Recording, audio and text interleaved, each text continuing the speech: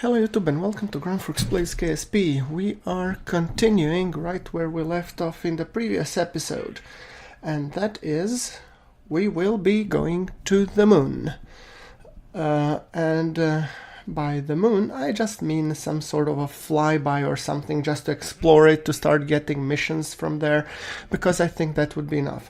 By the way, sorry for the lack of the last week's KSP episode. I was, and still am, sick as a dog, and so recording is proving to be a little bit of a challenge for me.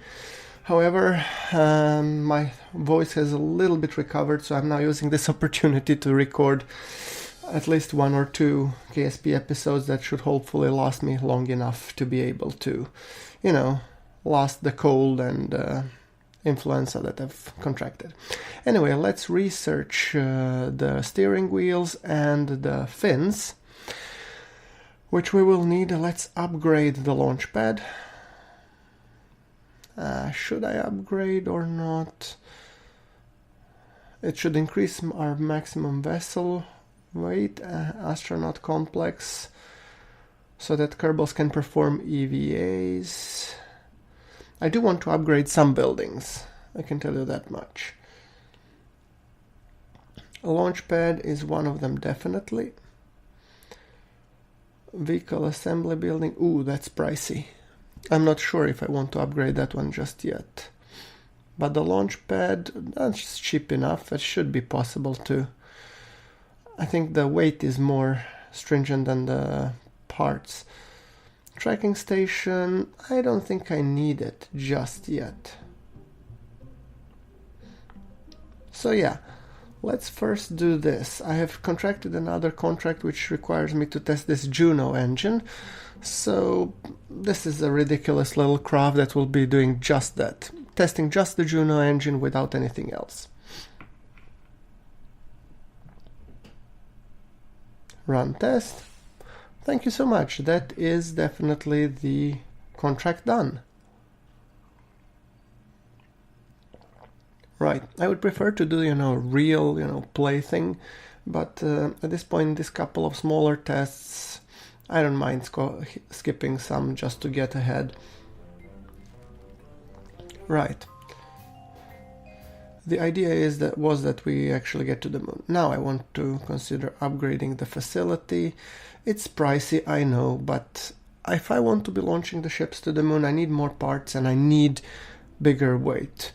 So let's try to make a probe that will do a slingshot around moon and come back. That's the idea.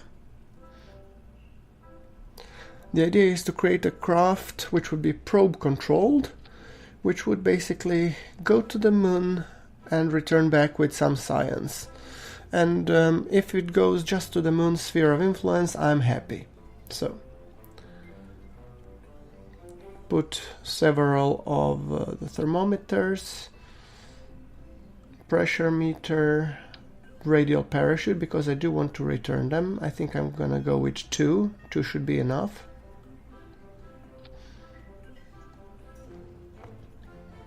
Then let's see, what do we have? Engines, we put the Terrier. That's highly efficient, but guys, be warned, that one doesn't have its own alternator.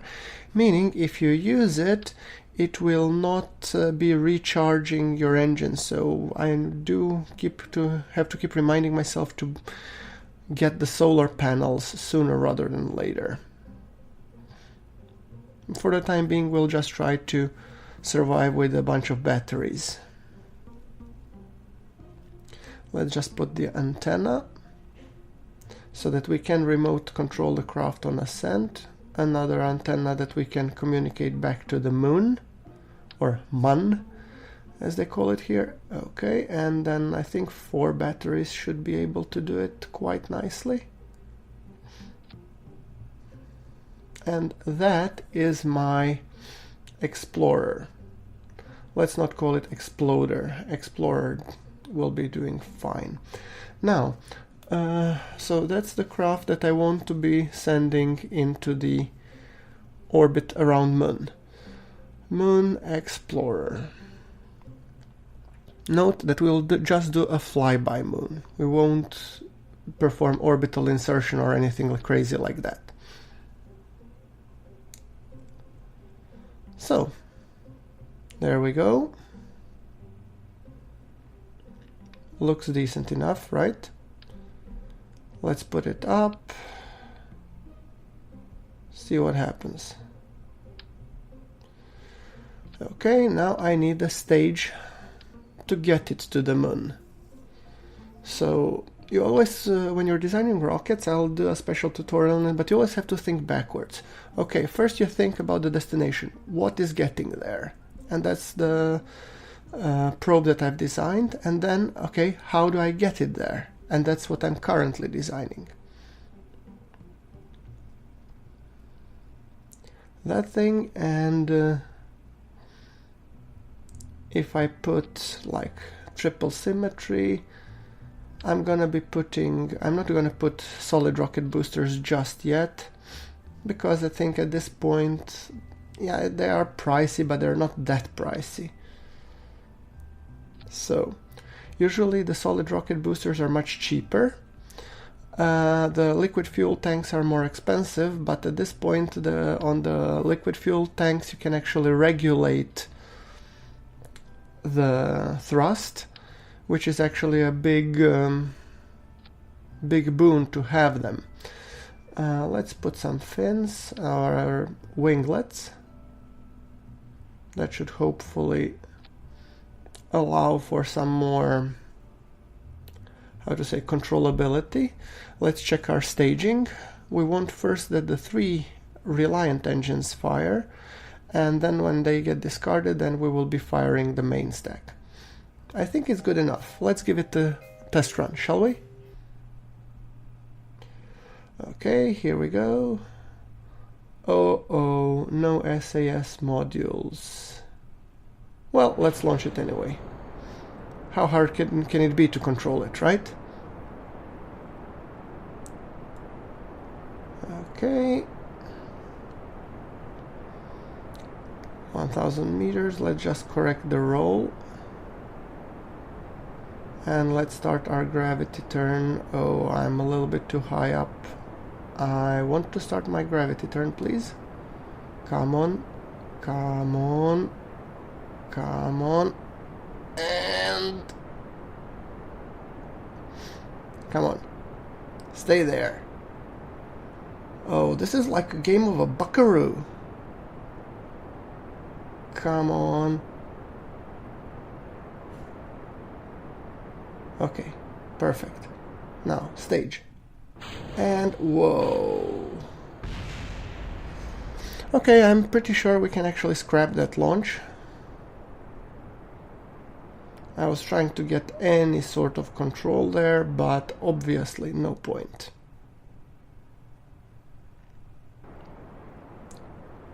It just tried to go flippity flip flip.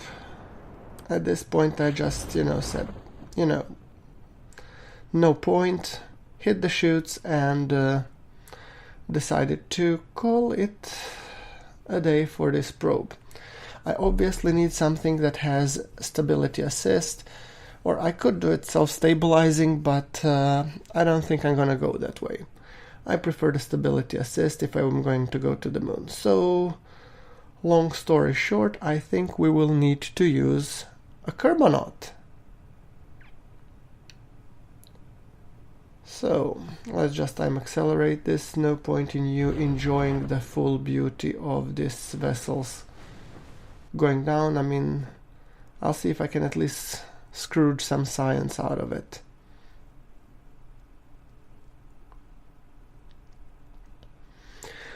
I'm still showing you these guys at without time acceleration. I'll probably, for some more complex missions that will be coming, I will be using time acceleration so you don't see all the details. Let me know what you think. This is a stock playthrough, so I don't have mods, any, but yeah, and I do intend to keep it that way. But let me know if you want like this full length, or you would prefer me to, compress some things, or omit some things. I think it's good that you also see the failures, otherwise people start to think, oh, everything works for you from the get-go. No, it's actually a lot of testing, a lot of failing. Because this is what that game is, learning by failing, and eventually you succeed. But the feeling when you succeed is awesome. So this is actually, when you saw this meant back to the drawing board, pretty much. So what I'm gonna do is, I was first thinking of putting here the control ring, but this is just a reaction wheel. It's not an SAS unit. So it's not a stability assist. And I'm thinking actually I'm going to be putting the Mark 1 command pod with a pilot in. So, congratulations, you just went from being a probe controlled to being astronaut controlled. We have advanced our space program. Now, oh, there's the pod. Right, so we have a pod. I think the rocket is still good though. Let's put the experiment capsule on top. Parachute here. 2 parachutes on the side, some science on the top. So a minor rework of the craft will be needed.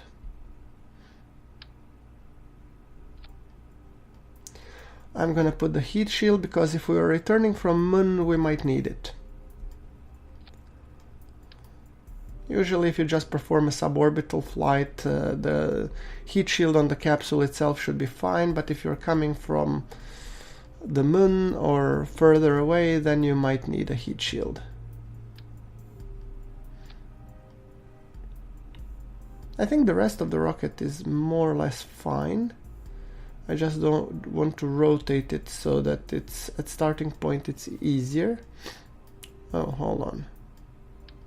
Let's just rotate back the capsule. Yes, thank you.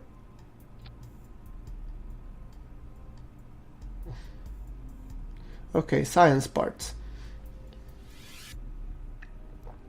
Let's put the barometer. Thank you.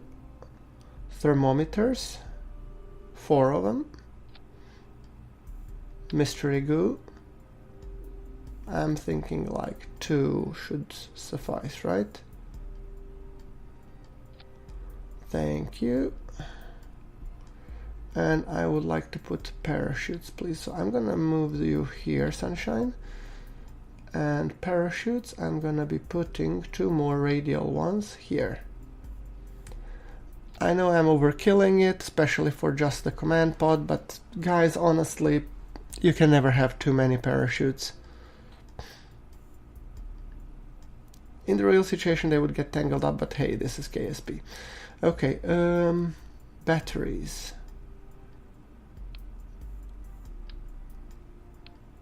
Oh, let's see, what do we have here? I'm actually thinking of putting in a cargo bay, or what do you call it? Not cargo bay, but payload service bay. Yeah, that's the word.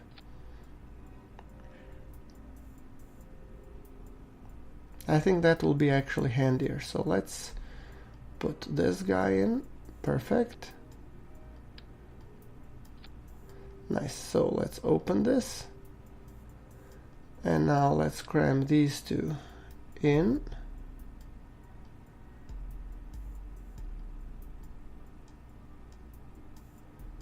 In any sort of doable way. And then let's put the batteries in. There we go. 4 of them, 2 of them. That will do nicely. And I can put 2 more here on top. Let's close that. Wonderful. Now it looks professional. And it's 26,000, so it's not that expensive of a ship, given the technology level and what we're trying to achieve with it.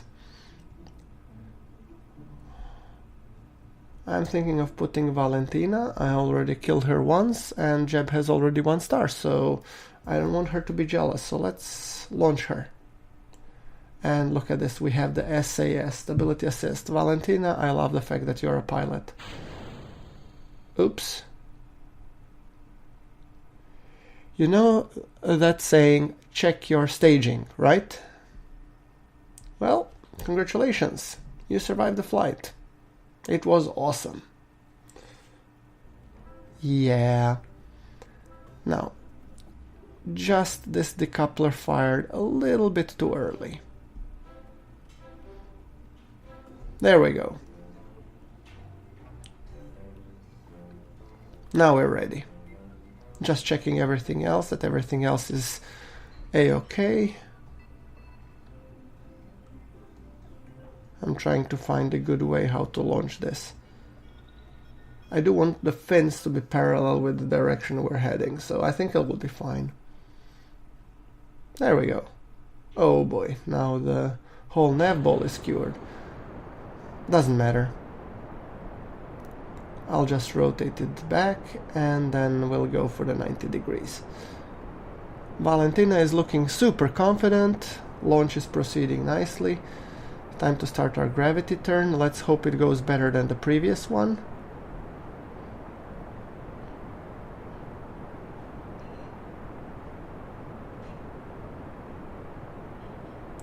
A little bit more aggressive. I don't want to go too steep, which I am doing a little bit. Okay. But now the weight should be well distributed, so I'm hoping, and we have stability assist, so I think we're good. Okay, stage. Perfect. The rocket seems to be going stable, and we don't have patched conics yet, so I'm eyeballing this.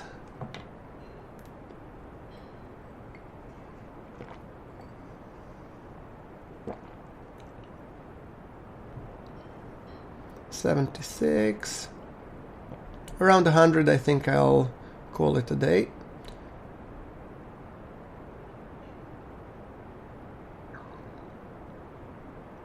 And 100. Perfect. Now, since I don't have patch conics, I cannot make this maneuver node for circularization, so I'll have to do it by the eye. I'm sorry if this is a little bit darker. I'm actually considering installing a mod that will help me with the brightness settings, because I don't want it always to be bright. So I might install it in the next episode or two, but that will be the only mod that I'm gonna use. It's just because of the recording. Otherwise, no parts mods, no visual enhancements, nothing. I want to keep this very stock-ish. And yes, I know you can actually tweak the brightness settings. I already did this to a degree. So that's why it's not super dark. Says he, while the planet in the background looks super dark. Yeah, okay, let's just toggle these resources so I have an idea of what am I doing.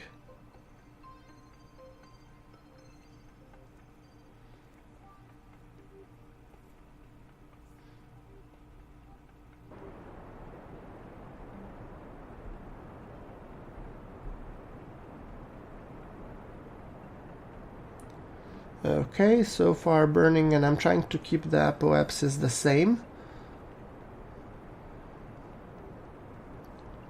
And then I will be monitoring the periapsis when it rises. That's an alternative way how you can actually get into orbit if you don't have patched conics yet.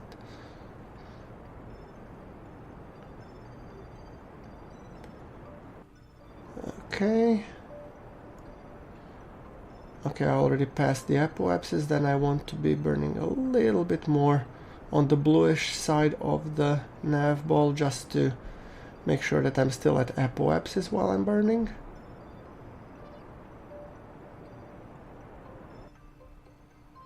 As you can see, I'm trying to burn as close to the apoapsis as possible, and that's because then the fuel burns are more efficient.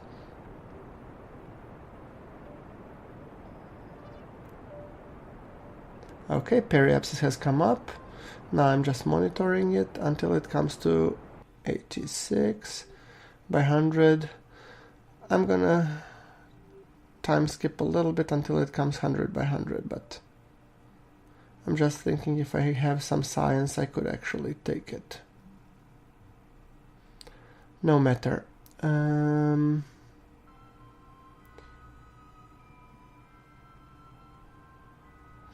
Yeah, I'm thinking actually we're good. So, what do we have? Crew report? No, that's already done. EVA. Yes, because we upgraded, so now Valentina can do an EVA report. Perfect. Come in and board it.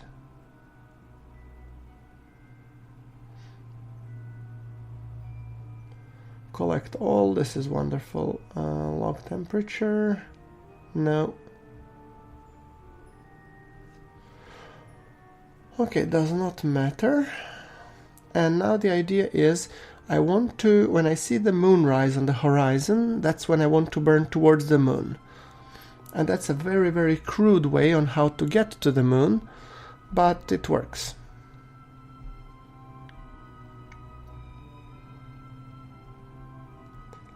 Now, I was thinking if I could select moon as target, but I cannot, because I don't have patched conics yet. So, as you can see, I'm now watching the horizon and trying to monitor when I get the moon rise.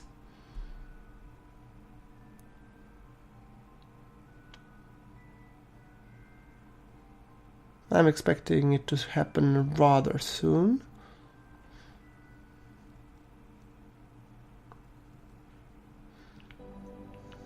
Let's see. Valentina is just too happy. She's ecstatic. She's in space. I mean, who wouldn't be? I'd be ecstatic if I was in space. Now, let's see. Moon, moon, moon. Come on, show thyself. I can fix the camera angle a little bit for the time being, and if I remember what was said, basically, there's moon, perfect, or mun, and now we need to point orbit prograde and burn. But screenshot first, obviously. Now, and kick the gas. Perfect. There we go.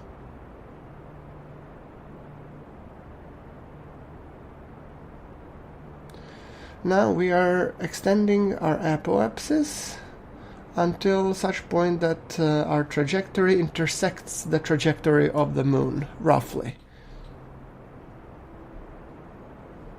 And it's a nice screenshot anyway.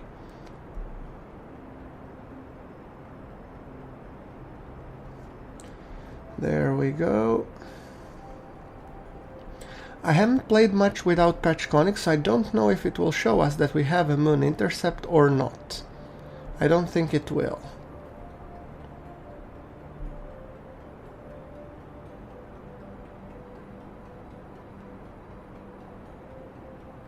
Oops, I think I overdid it a little bit. Ooh, and like a little bit, I mean by a lot. Oops. Okay, maybe I need a small... Yeah. Point in the other direction, burn a little bit for extra fuel efficiency. I overdid it, guys. So something around here-ish should, in theory, secure us an encounter. It doesn't show because we don't have patched conics. To have that, we need to upgrade our tracking station. So I'm guessing that this should be fine. I have no idea if we will just succeed or crash on the moon or something, but well, that's the risk the early astronauts had to take, you know. Although, I mean, smart people at NASA calculated everything way in ahead. However, I'm looking at my Texas Instruments calculator and I'm not really feeling that confident in terms of calculating everything manually, so I think I'm gonna just go, you know, eyeball this. Do it the Kerbal way.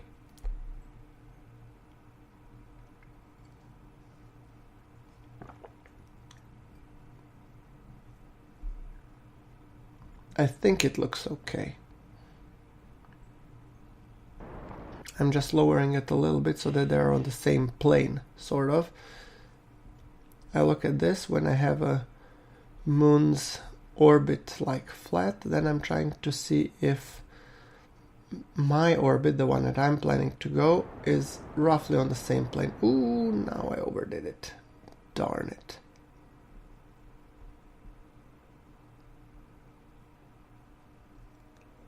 Little bit over the top.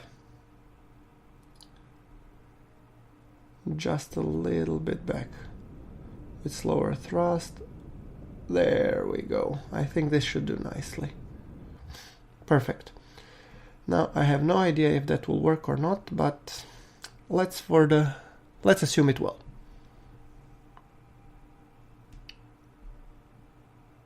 Off we go.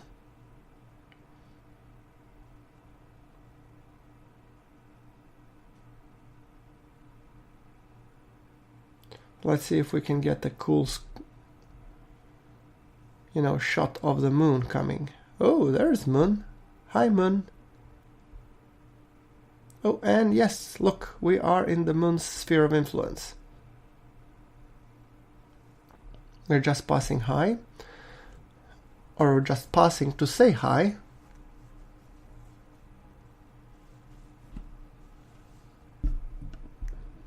Point craft upwards. This is a nice shot.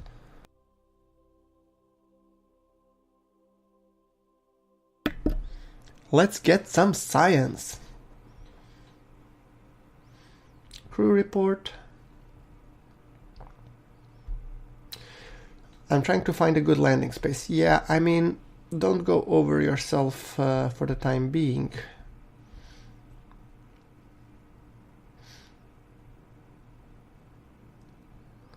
So, let's take a cool selfie, shall we?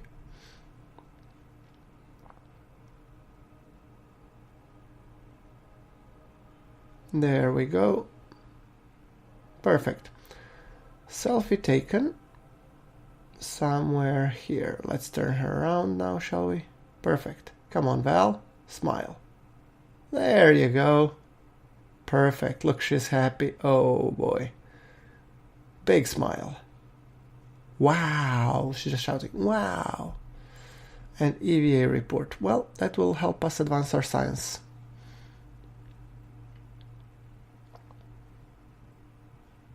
Okay. Perfect. There we go. Grab.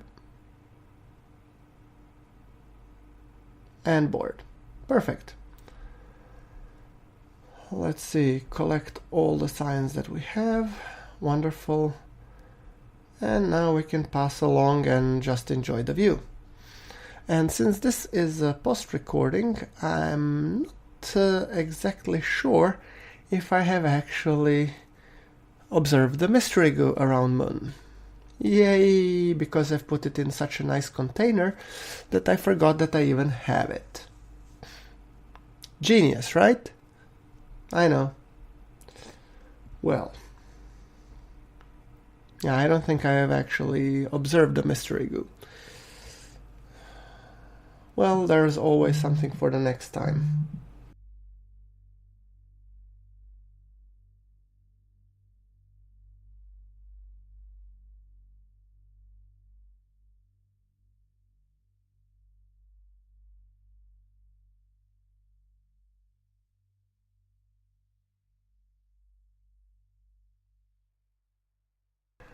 Okay, so let's see where we are. Let's just continue, do a little bit time acceleration so that we return. There we go. Oop, a little bit more time warp than I wanted, because this is actually high above Kerbin. We have exited the moon sphere of influence, so I haven't yet performed science here. So I'm just thinking I might use the opportunity to do it now.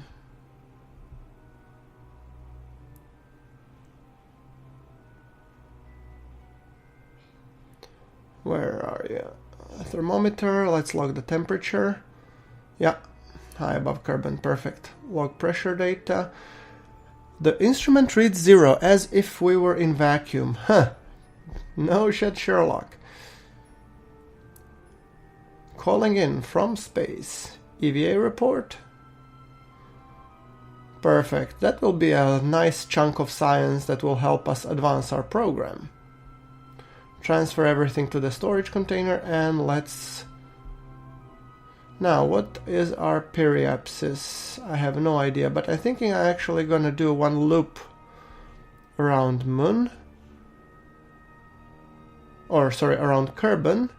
And then, since we're actually low on fuel, I do want to be burning at the apoapsis to reduce our periapsis, because I don't know how much fuel I have.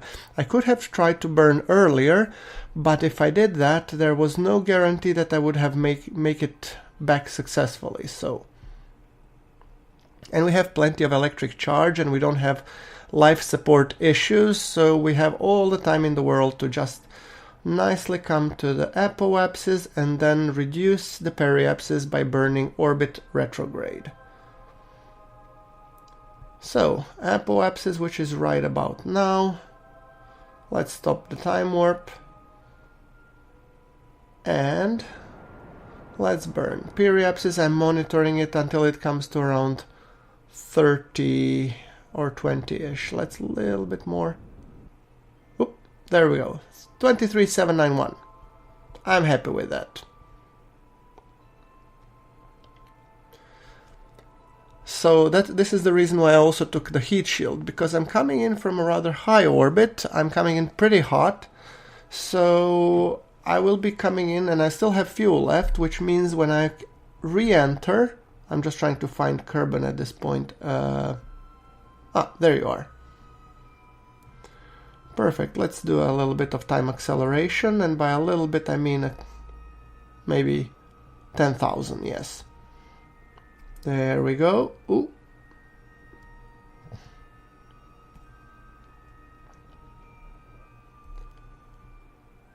Right, oh.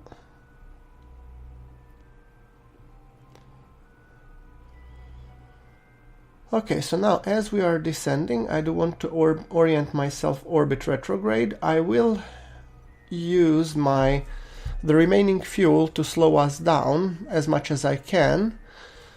I don't think it will do much, but what I'm hoping it will do is shed off some extra velocity and do the whole re-entry process a little cooler. By a little cooler I don't mean like better looking, but I mean a little bit less hot. We do have the ablator, so I'm not overly concerned. I mean, that's why I put the heat shield on, but still. The moment we start hitting the atmosphere, I'll start the burn. And I have completely omitted the fact that I'm having these, mystery goos inside. Next time I'll have to pay extra attention to this. Now, there we go.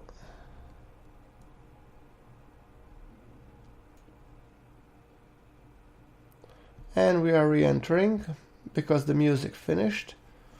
I was trying to do atmospheric pressure scan or log temperature, see if there's anything else that I have forgotten from the science. Nope.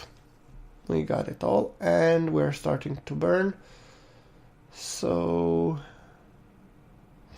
and we are still picking up orbital velocity. Now kicking the engines.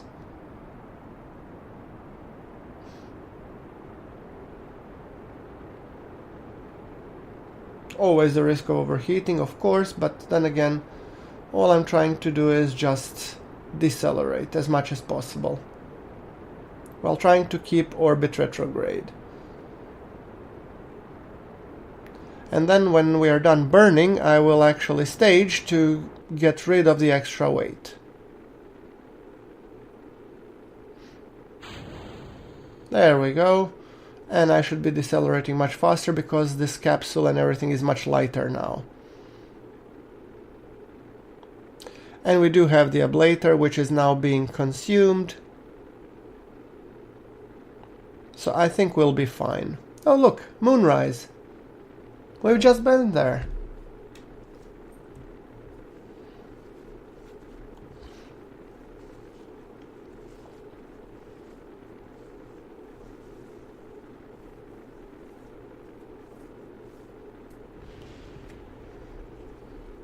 Something went kaboom.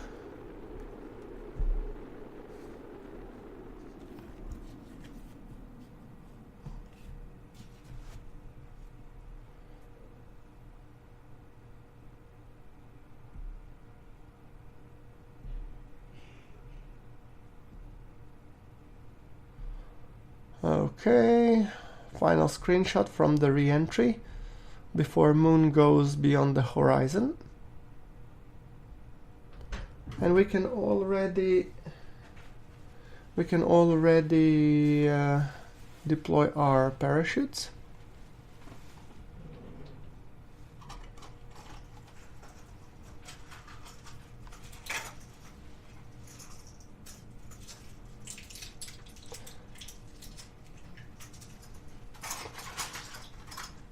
All right.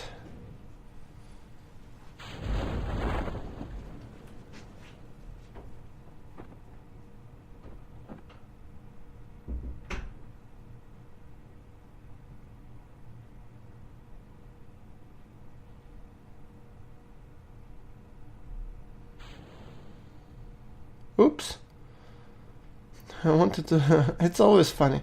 You jettison the heat shield and you think it's going to be heavy and fall down, but it's actually, you know, its discus form slaps it right back. Well, I mean, when the chute's open, we should be stopping. Alright, well, at least we have safely re-entered so far. And I'm hoping when the chute's open we will have a nice gentle descent. And there we go. The heat shield went down.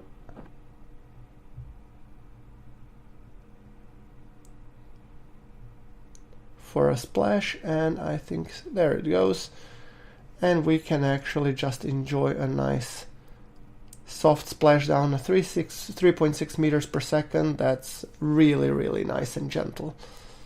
So let's kick in time acceleration a little bit just to make sure that we land safely enough.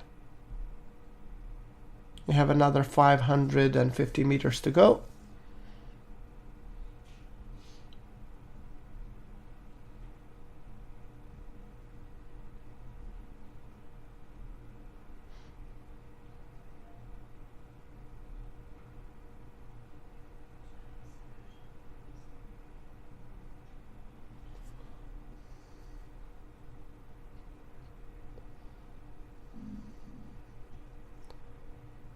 There we go. Easy does it. And splashdown. Perfect.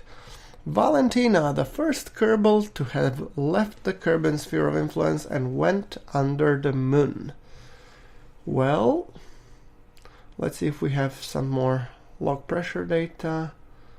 Temperature? Nope. What else do we have? EVA?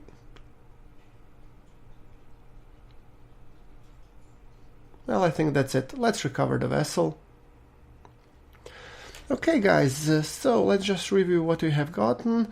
211 science, awesome. Well, like if you like the episode, hit subscribe for more content, and I'll see you all in the next one. Thank you very much for watching. This is GrunfWorks signing off.